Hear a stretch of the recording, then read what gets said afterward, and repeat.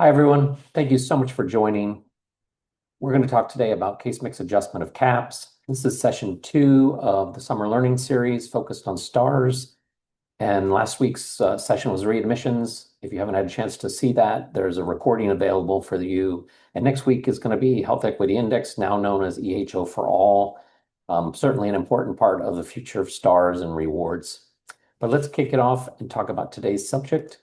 We're going to talk about how case mix adjustment shape your CAHPS survey scores in stars. It's a 30-minute fast-paced training where we have an opportunity to sort of give you a clear understanding of how case mix adjustments are applied to CAHPS scores so that you can hopefully improve your strategy, implement new things, maybe think of ways your analysts could evaluate your CAHPS scores to better understand how to improve them. Let's dig in. So first, before I get into case mix adjustment, I do want to cover scoring. For those, on the call, definitely I want to recognize that I'm assuming most of you know CAHPS, how it's affected stars. I'm not going to get into the scoring of the methodology for star ratings. That's its own thing. I realized when I decided to do CAHPS that I probably could do 10 different series sessions on just CAHPS, but we're going to dig in and talk about something new and interesting with case mix adjustment. But here are the measures that are most that are used for stars. You've got rating measures. You've got composite measures which take a topic and take several questions together and add them up together to score one element. And then we've got flu shot, which I won't be talking about today, but it's also not case mix adjustment. So scoring of measures based on the rating of plan, rating of drug plan, rating of quality is a 0 to 10 scoring. When we ask members to rate something on a scale from worst to best, 0 to 10, pretty obvious when we take it to a 100-point scale that 0 is 0, 55 is a 50%, 100 is 10 equals 100%. Pretty obvious scoring. The way they score it is take all the members' responses and average that response. What you'll get is somewhere like an 8.5 or an 8.7 score. What I want to recognize here, what people get mixed up about, is when your score is 87, it doesn't mean that you have 87% satisfied with this topic. What it means is actually that your average member reported score was 8.7. So you're right in the midpoint of all your scores. That is a different type of indicator. What I would note, and what's most interesting, I think, that plans should take away from this is that a 2-star is 8.4 and a 5-star cutoff or base score is 8.9. Not very different, right? And so what I really want you to recognize is that it's the spread of scores, it's the result, but almost always plans are getting pretty good scores, like an 80 or 90% score is not so bad. So when we think about the differences in star ratings, the difference is pretty small from plan to plan. I want you to recognize that when you think about the fact that, like, what is the lift and what is the differences between that low performing plan and the high performing plan? It's really actually not as different as you think. The other scores that are based on composites or questions deal with the fact that ask members how often you experience something. How often are you able to get an appointment when you need one, for example? For all of these, the question and response is the choices for members are never, sometimes, usually, or always. That's translated to a point scale. So never equals 1, sometimes 2, usually 3, and always is a 4. And then eventually, when we talk about those numbers, we'll add them up to a scale of 0 to 100, just like anything when we talk about star scores. Okay, how is it calculated? It's an average of performance, as I said, just like the rating scale. Assume so many members scored you a 4, 2, 1. Those average together, and it comes up to a score. And I believe it's 4.4 decimal places, but what I'll note here is, let's say your score is 3.125. Plans have trouble sort of translating that, because what's the difference between a 3.125 and a 3.689? It's not very intuitive, but when we turn it into a 100-point scale, 70, 80, 85, it is more intuition as to what those scores mean. But these are the real numbers. And what we talk about scores, you really want to understand where your number is, because there's a math path to understanding what your influence and lift needs to be. Here's the formula for it. You don't really need to know the formula. It's variable online. You can go back and check all these calculations. There's a wonderful slide deck from CMS if you need to see it. But here, example, the average was 3.125 performance, which translated to a 70.833 for that health plan. Once again, the range of performance is not as broad as people think when you think of a 2-star plan or a 1-star plan versus a 5-star plan. Here's examples. A 70% score is 3.1. A 90% score is 3.7. Those variances aren't as big as you think. There aren't that many plant members that say never. A lot of them say sometimes, usually, and hopefully a lot will say always. And when you're looking at ways to improve performance, you don't really think about like, I need to go from 85 to 87. You have to think about like how many members, what proportion of members say sometimes that should be saying usually. How do I identify those members that feel pretty good about the plan, but aren't, or the experience of that question? And how do I move them up to the higher level? Because that's really what's critical. You need to understand that what will happen is um, the members' health plans will focus so much on the ones or like the member that complains or the most dissatisfied when there's usually not even enough mathematical members in that category to move enough to get your higher score, higher star rating. But if you focus on people that would generally feel pretty good about something, usually that happens, or sometimes it happens, not a very good experience. You identify those people, improve their experience, improve their perception of that experience.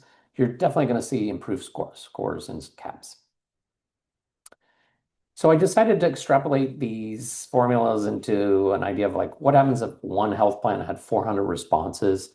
And in the blue box is sort of the idea of like how many people scored a 4, 245, let's say. You multiply 4 by 245, they get points, 980. If 5 members only scored a 1, saying never, then you get 5 points, right? It adds up. It's because this is what's important. You really want to have a points understanding of like what created your score of 85. So for this example, they got 421 points out of 400 responses, and their score was a 3.5525, which translates to an 85. If you do the same math for 400 members to get to an 86 or 87, 88, you can see that the score they needed to reach was for 86, one point higher, is 1432, which is 11 responses. So how that translates, if you do a sample, a survey, and 400 people respond, if 11 more people scored you usually instead of sometimes, your score would be a percent point, not a percent, a score higher from 85 to 86. And if you see the range here, every point difference for a sample of 400 is 12 people, right? So you can really understand when you think about the math of this, and that's why I'm showing you math, is not so you can get overwhelmed by numbers, is the idea that these are very small differences. So big swings in performance can happen with a small number of members responding to the survey.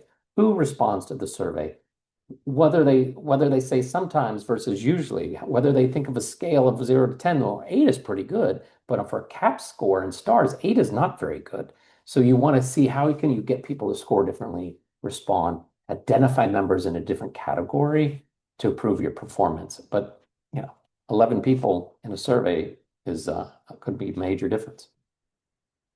Here's an extrapolation of the sample to the population. So assume this plan that had 400 people respond to the survey, that 11 out of 400 only equates to 2.75% of the survey responses, which would make a difference between being an 85 and an 86.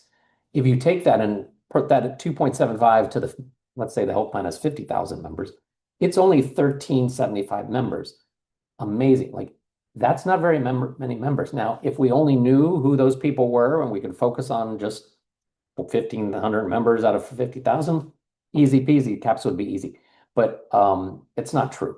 So you've got to work on population-based programs, but I want you to understand that the ROI, the intensity, if you focus on the right things in the right ways, you can have a dramatic impact on your CAHPS scores. Too often, historically, plans would say, hey, I can't move CAHPS. What am I going to do? So here's your first takeaways. Small differences can impact your scores. You can determine the size of that impact needed on your population mathematically. So like I gave you that example, like how many members do I need to lift? So if it's 1,500, Maybe you do a project for 5 or 8,000 people intensively, like, and if you see that lift and you make sure that statistically it's spread across all your members, you could see your overall score go up. People get confused. They're like, well, it's only a sample versus a population. Yeah, you have to see the full impact on your population, but look at the volume of members you have to have that impact on. You can't just pick 1,300 members and have that experience go better and see it in the sample. It has to be a random group of members across your population in different categories. But definitely you can do a mathematized activity where you understand, like, how much work do I need to do to raise my score? The last takeaway is there are usually not enough people in the lowest performing category to see your scores. Too often plans go after just the worst case scenarios, the most miserable member, the most unhappy experience, and not think about unengaged members, members that are have lack of interest, or just think, things are okay. You need to how do you make them feel stellar about the plan or about their experiences, about their provider, about access? You got to think about those ways, and that's kind of a different perspective. Okay, so now I want to talk about case mix adjustment, and I think it's really going to be interesting. There's a lot of math in here. I apologize for that, but really important to understand the underlying formulas of this so that you can better understand and interpret what you might want to have your analysts analyze or what might impact your scores. So first and foremost, the intention of case mix adjustment for CAHPS is that CMS in this analysis is trying to, like, equalize plans, because health plans don't necessarily serve the same type of members. You might have, one health plan serving, highly educated, younger pop members. Another plan might be serving members with chronic conditions. And those members have a tendency to respond to CAHPS in a certain way.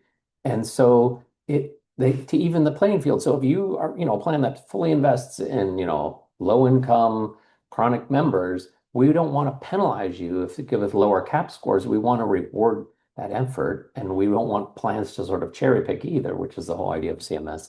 So they want to come up with a formula that says, well, if everyone served the same type of members, what would your score be? And that's the intent of the CAHPS case mix adjustment. So how does it work conceptually? If you serve members that tend to score CAHPS measures or that measure lower, rating of health plan or care coordination, what they'll do is they'll increase your score with an extra index.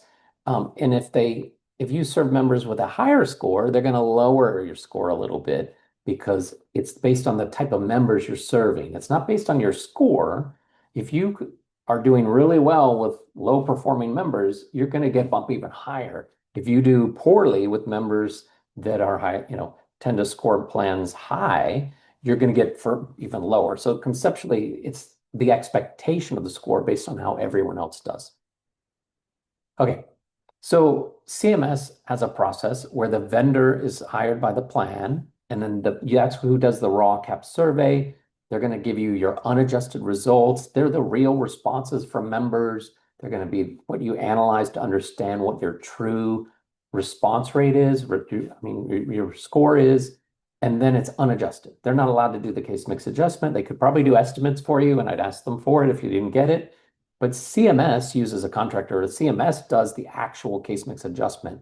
And you see in this red box, unfortunately, when it's released this month in August, you don't really have a lot of details on how they calculated it. It's not very easily validated.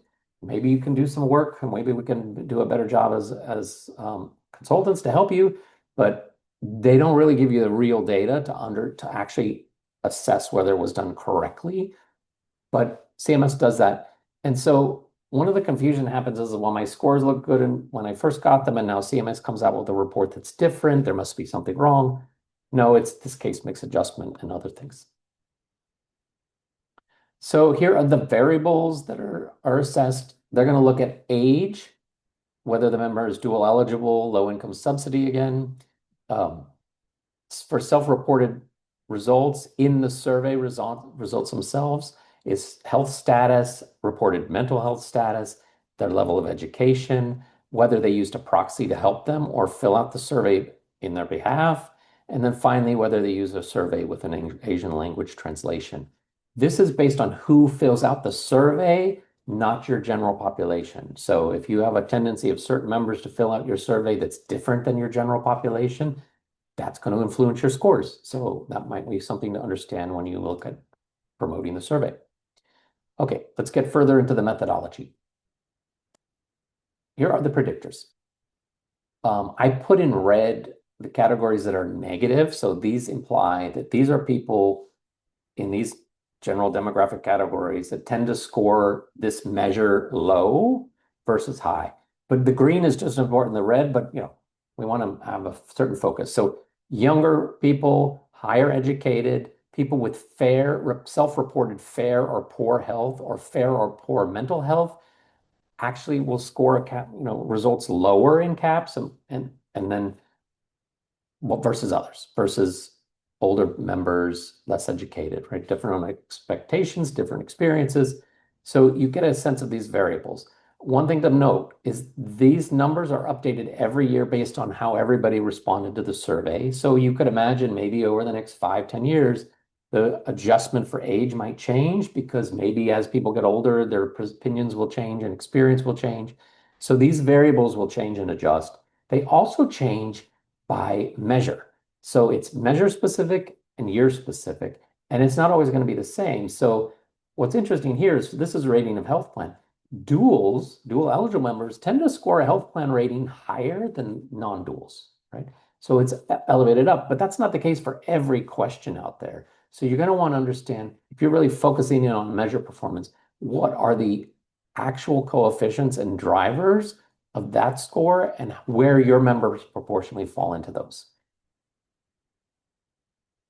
Very quickly, I'm going to go into the math. This is an explanation of how the case mix adjustment is calculated. First and foremost, CMS looks at how many members you have in an age population or an educated population in those variables. Do you have a lot of members in that variable or not very many members? And it's compared to the national average. So are you above average in population size or below average? Do you have older members than the average or younger members than the average? And those scales will affect you. Then it takes the predicted differences. So now based on how everyone nationally performed on those surveys, they're going to say, well, duals tend to score higher. So we're going to make this coefficient or indicator differently. And then they multiply that together. So they're going to put together how many members you have and add the weighting to the members so that you can, like the more members you have, the higher the weight is. If it's a negative number, the lower the weight is. Get the idea.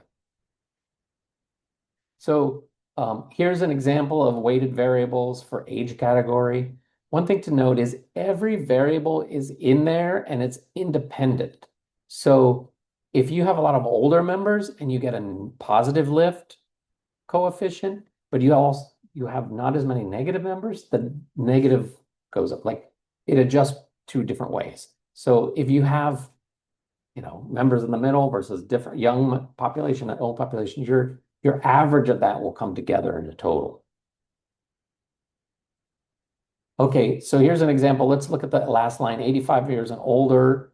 They take the health plan's proportion of members and they subtract the national average. So they look at the difference. It might be easier if we look at this next slide, where 85-year-old members, 16% of the population of the plan is 85 and older. The national average is 13%. So this health plan has 3% more members in the 85 and older population than the national average. If it was equal, remember, they want to make you look just like the average. There's no variable to change. You're not going to get weight changes because you are the national average. So if you exactly had 12.77 members in that population, which is 12% or 13% rounded up, you've got a national average of 0, and the difference would be 0. A positive 0 is one way and a negative 0. Positive 0. A positive number implies you have more than average. A negative number means you have less than average. All right, so here we are. We create a product or an adjustment scale based on how many members you have versus the weighting. So remember that first table I showed you, every measure has a weight and expected increase or decrease for that member in that category. Now they multiply that by the proportion of members you have. So the bottom line here is 85 years and older was 3% or 2.0298. And they multiply that by the weight. So the bigger the number that you have above average and will be multiplied by the weight, and it increases the proportion of that weight impact, whether it's negative or positive. Okay.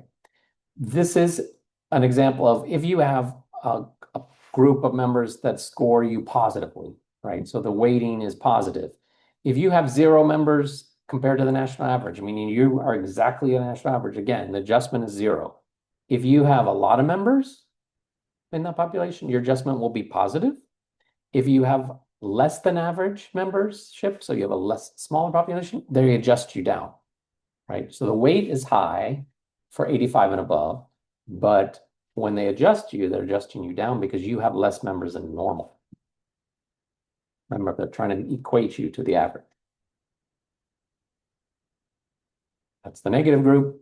Let's talk about how that works. So they take the proportional members multiplied by the weights, and for each variable that's listed here, if imagine they're all there, and it adds up. So you might get a weight for the younger category, the middle category, and the older category, and they're added up. And in general terms, that's your final like adjustment, right? So whether it's negative in one variable, positive in another, it adds up. If you end up with a positive number, it means generally your members that fill out this survey score this measure higher than average. And reverse if it was negative. Okay, now let's look at the example from CMS. This, it comes straight from them when they share their adjustments from each year that you can download. And in the example they give, you can see the national proportion, that's the average, versus the plan's contract proportion, which is the next column. They subtract that, right? The national from there. So you can see whether you have above or below average for that indicator for this question. And they multiply it by the weighting or the coefficient. There's so many different terms for this. And that's your adjustment. So the adjustment is the plan specific weighting based on the proportion of members you have in the plan. So what this is the real takeaway. When you look at each of your questions, you want to understand how your results are impacted here. And that adjustment column has negatives and positives, so you can better understand where am I getting the biggest change? And those numbers that are, higher versus the average, if they're close to 0, the impact is low. And this will allow you to understand better how you might adjust your focus on specific members. Again, the net adjustment is added together so that you have your score. And a positive score means you have positive attitudes from your members expected. If it was negative, it would be the reverse. And that's important for the next step of the formula. They take into effect that score and they subtract it from your total. So remember, this 0.1053 comes out of your original score, like rating of health plan is 8.5. So if you were 8.5, you'd be 8.4. In this example, the CMS gives us the original unadjusted score was 79.12. You subtract your adjustment from there. Why is it subtracted? The original weighting, the scale was 0.1053. It was a positive number. The members tend to report positively. So to adjust you to average, they're going to shrink your numbers. Let me give you an example of these. Plan A has plans that have a negative response in general as expected nationally. Plan B has above average responses. So they're expected. These are members that have less chronic conditions, that tend to be, average education. And they're going to plan, just generally expected to report the numbers higher. So if you take a plan rating, the first example, A, the score is 83, but it's raised to 86, 83.655 because the adjustment means that their score has to be raised because they have a tendency to have low performing members. Okay. All right. We went through a lot of math. You could probably go through it again. I went through it fast because we only have 30 minutes. But what's really important to note is not how the formulas and negative, negative, positive, all that stuff works, is that you can go back to those examples that CMS gives you. You can look at the coefficients, and then you can map in your membership and data with your analysts and other, or your survey vendors or whomever, to better evaluate where your members fall, what kind of members are influencing your score, because there's some real important weights happening where very proportionally, you might see some big differences. Imagine a health plan that is 100% dual, right? Those weights are huge. And so those factors of case mix adjustment really are having big impact. If you tend to be national average, maybe your weights aren't that big of a deal, but you need to investigate that because there's some real opportunities to impact your strategies. So I'll ask you questions to take away with you. Are you optimizing your raw scores versus adjusted scores? Because that difference is really important. Do you consider when you're doing market expansions or retractions, how case mix adjustment effects might happen? We sometimes assume that more difficult markets, more difficult populations would hurt us, but with this adjustment, maybe the ROI of programs might be surprisingly different. Your QI resources should be adjusted to where members are having your biggest impact, not necessarily positive or negative, right?